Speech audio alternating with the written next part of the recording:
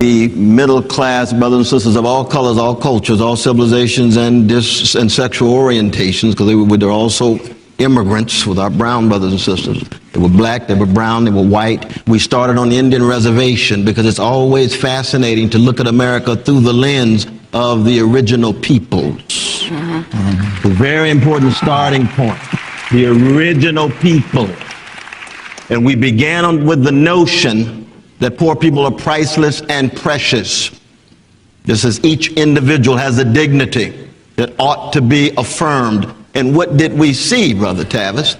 We saw the results of a system in place that has been driven by corporate greed at the top, with oligarchs ruling and politicians rotating, with money coming from the big banks, big corporations, pushing working people to the margins and rendering poor people superfluous, which is to say either unnecessary or, in the great metaphor of Ralph Ellison, invisible. So anytime you talk about poor people, you got to talk about the larger systemic context.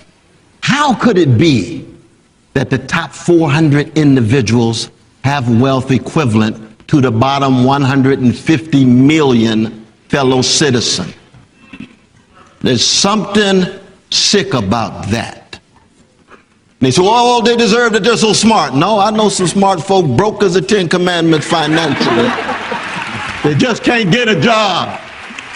They just can't get a job. If 1% of the population owns 41% of the wealth, and yet, what is it now, 56% of our precious children of all colors live in or near poverty, the kind of thing Marian Wright Eldridge has been talking about? Something is deeply wrong, it's morally obscene.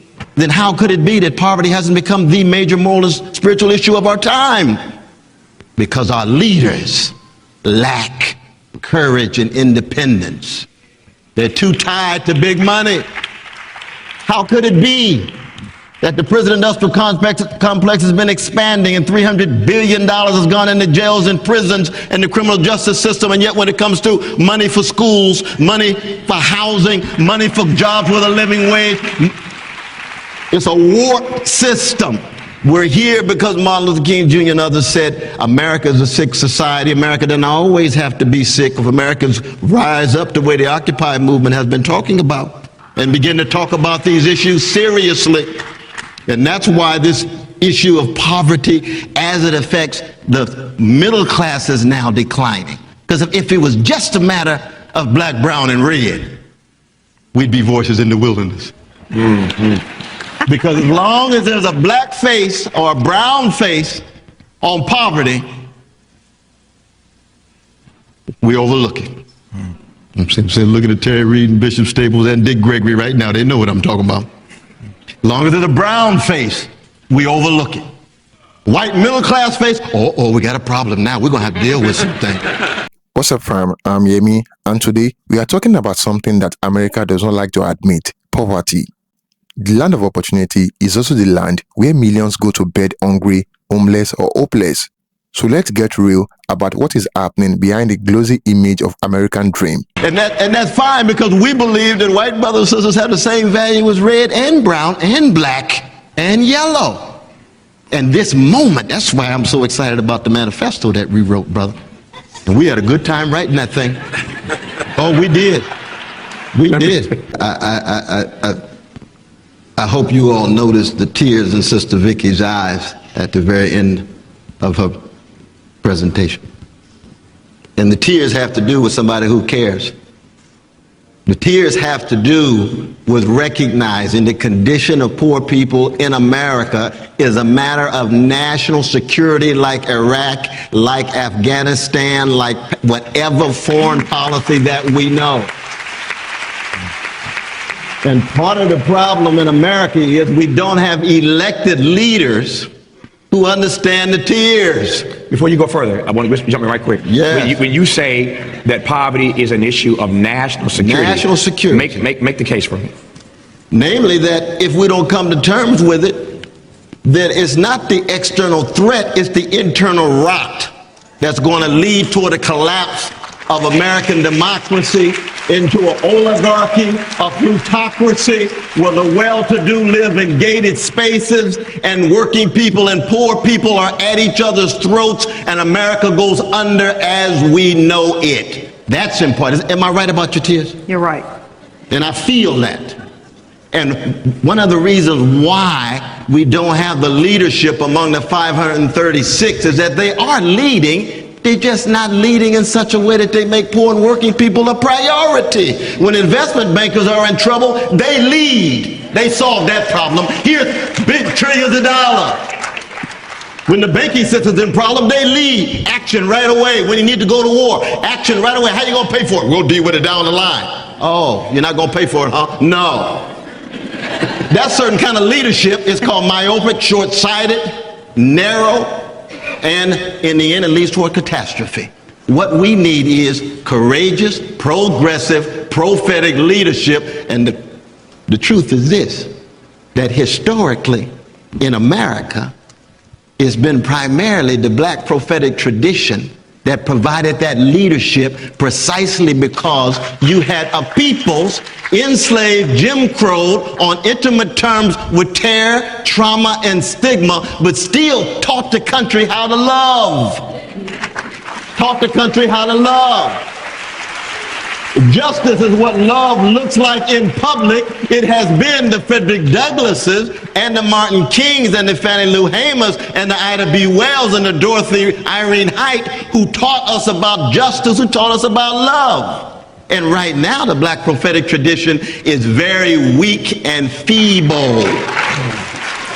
Now, the black prophetic tradition has been the leaven in the American democratic loaf. And you don't have to be black to be part of that tradition. You have to be connected with that tradition and choose to be a part of it. Miles Horton chose, John Brown chose, Barbara Ehrenreich chooses. It's not a matter of stereotype. You're part of a tradition that has taught America the best about itself, of how to love others even when you're hated, to talk about justice even when revenge is coming at you. That is spiritual. That is moral. It's not just a political question. And we got 536 leaders in Washington that are so obsessed with power, power, power, money, money, money. How they gonna get the lobbyists satisfied? Where they gonna get money for the next re-election? That when it comes to moral and spiritual issues like the condition of our precious children of all colors, it's an afterthought. And they talk about it during the election. And then as soon as they're elected, they back to business as usual. And we're going to go under. Even when we voted in 2008, even when we knew that the mean-spirited Republicans had pushed us to the brink of catastrophe, driven very much by corporate greed, we also knew that the system itself was broken. And just like when the black mayors took over cities that were in the process of breaking down, you get a black president in the White House in the process of a national system that is breaking down. And so we've got to keep our focus on the system, and we got to keep our focus on bodies, mind, hearts, and souls who have courage, vision, come together, organize, mobilize, because in the end, and this is where the legacy of Martin King becomes indispensable, that in the end it's not about one person or one president. It is about a fundamental transformation. We need a transfer of power from unaccountable oligarchs and plutocrats to those Sly Stone called everyday people. That's what we're talking about. And that means every color, every religion, every non-religion. We're talking about, are you concerned enough about the future that you're willing to take a risk, pay a cost, live, and maybe die? And that is the challenge, you see, because I'll tell you my first prayer when I think of Brother Barack Obama. You know what my first prayer is? I pray for the safety of his family, his precious two little ones. And why? How come? Because white supremacy on the right wing of side is real. It's very real. And those of us who have lived under those kind of threats for 30 years know exactly what we're talking about. I'm looking again at Dick Gregory. Most of your friends are dead. How come they're dead? Because they love so much. They're willing to sacrifice. That's why Martin is gone. And most people don't want to die. They'd rather sell out than die. They'd rather sell out than die. But what we're talking about is not just one individual. We're talking about what kind of people we are. And if we don't have enough ordinary citizens of all colors to fight for your democracy here, just like you fight for it in Afghanistan under leadership formulations, then we're going to lose the democracy and poor people will still be caught. That's the challenge, it seems to me. That's a major challenge. That's the third moment in American history. Our first moment was against the British monarchy. People were willing to fight and they pushed out the imperialists. And the second was against slavery. They were willing to fight. They pushed out slavery. And Jim Crow was just another form of slavery, just like the new Jim Crow or prison industrial complex is just another form of slavery. And now the challenge in America is oligarchy. That's the challenge. And we have to have leadership that says we love oligarchs, we hate oligarchy. Because oligarchs are human beings who make choices and they can change their minds. That's true. Just like white folk could choose to be white supremacists or they could fight white supremacy. You have to make a choice. I want to ask, one second. Yeah. I want to ask Barbara something specifically and follow up to this, but let me, just 30 seconds, Doc. Yes. For those watching right now who see your passion and hear your argument, but would suggest that it's a bit hyperbolic, that is to say that you've overstated the case by suggesting that the future of our democracy is at stake. That sounds to some anti-American. It sounds like you don't believe in the notion of American exceptionalism. Are you overstating the case when you suggest that our democracy is at stake over the issue of poverty? I would say, look at the present election, democracy almost gone anyway. Yeah. Big money's in the driver's seat. All you need to do is look at the super PACs. All you need to do is look at the Supreme Court that is complicitous to the corporate money flowing in. It's almost gone already. We've got to reinvigorate it. We've got to somehow renew it in that sense. But it's not hyperbolic in this sense, and I do agree with this. There is just a threat. Where I think the black prophetic tradition is very important, and here I want to engage my dear brother Roger, because you see, I do believe in the Sankofa bird, which means you can't really move forward until you look back. And what you look back at are the great, courageous, loving, sacrificial people who shaped you, like your mother and father, my mother and father, and grandparents.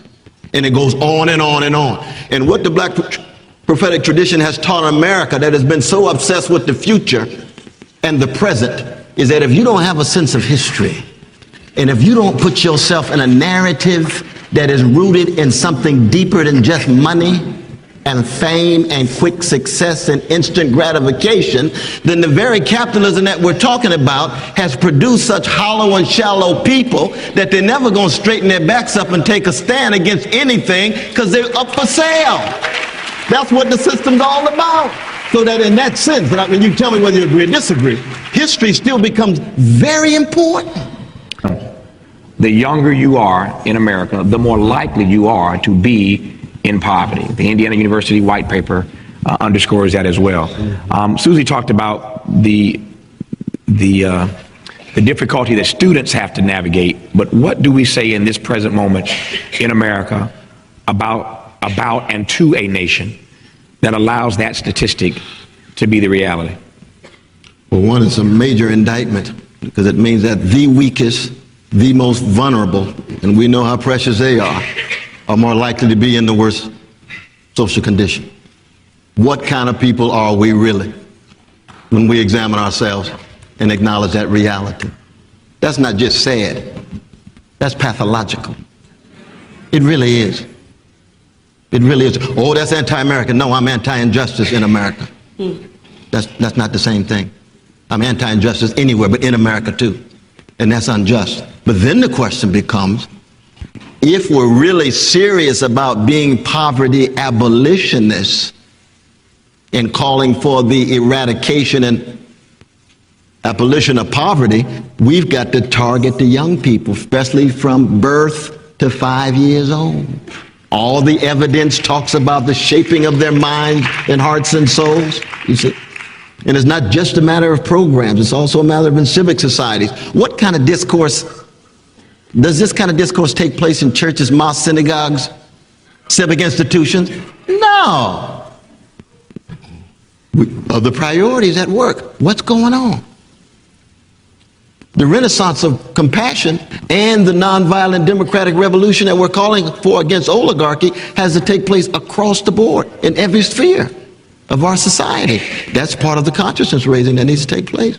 Beginning with the You know, we moved from a stage of monopoly industrial capitalism to monopoly finance capitalism, so that 40 years ago, the banks only had 9 or 10% of the corporate profits in the whole economy. Today they have 43% of the corporate profits. And when you have banks that are not primarily interested in lending anymore, but rather trading on casino-like operations in which they make big money, but they don't produce any product.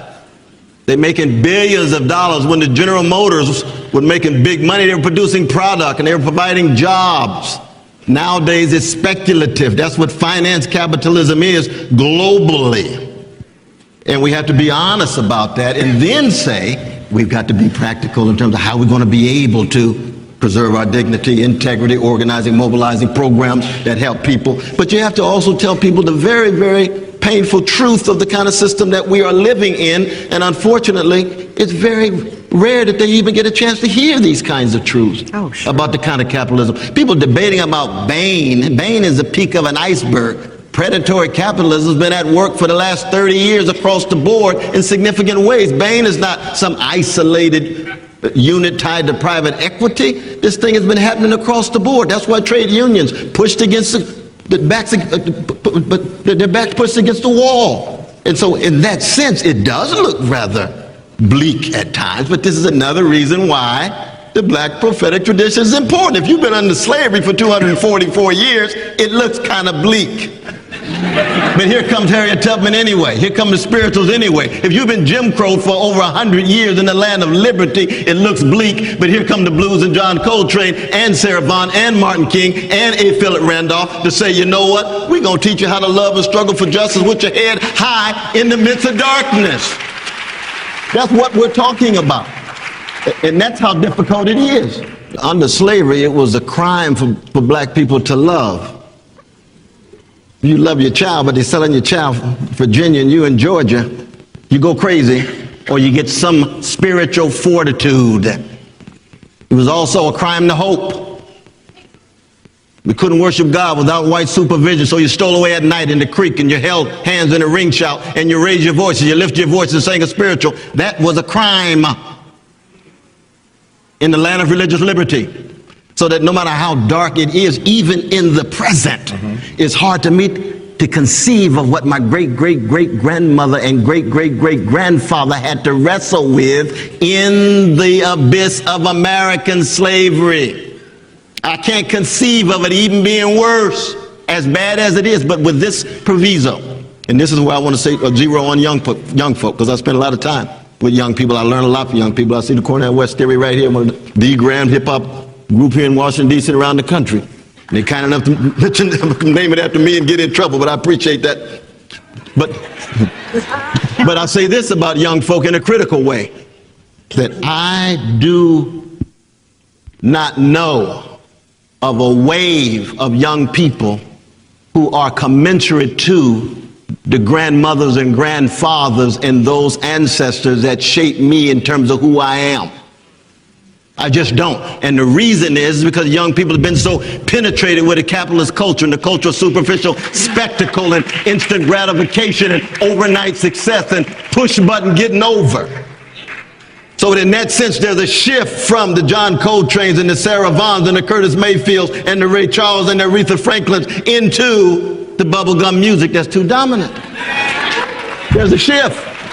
Now, we got a number of prophetic folk, but that is a shift. So when we talk about the young people who are to help make this fundamental social change, if you're not talking about courage, integrity, and willingness to serve and sacrifice, then you're going to get bought out.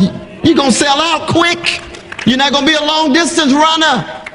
You're going to be so obsessed with instant success and superficial status that you're going to make your grandmama weak from the grave.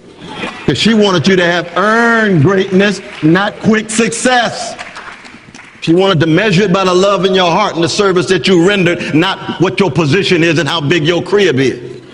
That's a very different sensibility. And that's the tradition we got to keep. We got to fight for that. We got to keep it alive. And of course, it's at work and what Brother Rogers talking. Dr. West. No, just quickly. Make poverty a priority in the national house and make it a priority in the world house. So that Latin America, Asia, Africa, every corner of the globe, poor people's humanity is accented in their capacities. Abilities are accented in such a way that you can see their self-development and their self-realization. Their voices are heard at the highest level. But it means what? Righteous indignation. Anger channeled through love and justice, not bigotry and revenge, but they'll never be changed given oligarchic rule if you don't get mad with love and courage and be willing to live and die for something bigger than you. Please thank Cornell. First, let's hit you with the truth. Over 37 million people in the US live in poverty. 1 in 6 children do not have enough to eat. Homelessness is rising in nearly every major city. And do not be fooled, poverty is not just in run-down neighborhoods or rural towns. It is hidden everywhere, under freeways, in cars, in minimum wage jobs, and in struggling families trying to look middle class on the outside. Let's break it down even further. Black and Latino communities are disproportionately affected because systemic racism has locked many out of generational wealth. Single mothers are among the most vulnerable groups. Elderly folks on fixed incomes are barely surviving, and even college grads are drowning in debt and cannot afford rent. In the so-called land of the free, too many are fighting to be free from poverty. Here is where it gets frustrating. Some people say poor people are just lazy. They should work harder. There is opportunity for everyone. But the reality is many people in poverty work full-time jobs. Some work 2 or 3 and still cannot make ends meet. Wages have not kept up with rent, food or gas, and do not even start on healthcare. Poverty is not a personal failure. It is a policy failure. Low wages and no federal minimum wage increase since 2009. No universal healthcare, housing costs through the roof, exploitation of labor, especially in marginalized communities. The system was not made for the people, it was made for profit. So what is the solution? Raise the minimum wage, invest in public housing and mental health services, cancel student debt, end wage theft and hold corporation accountable, and most importantly, shift the mindset from blaming the poor to questioning why poverty exists in the first place. We need policy power and pressure to turn the tide. Poverty in America is not just a statistic. It is your neighbor, your co-worker, your cousin, maybe even you. If you are tired of the lies and ready for the truth, work towards it. Thank you for watching, and don't forget to like this video and share your thoughts in the comment box below. Until next time, cheers and have a good one.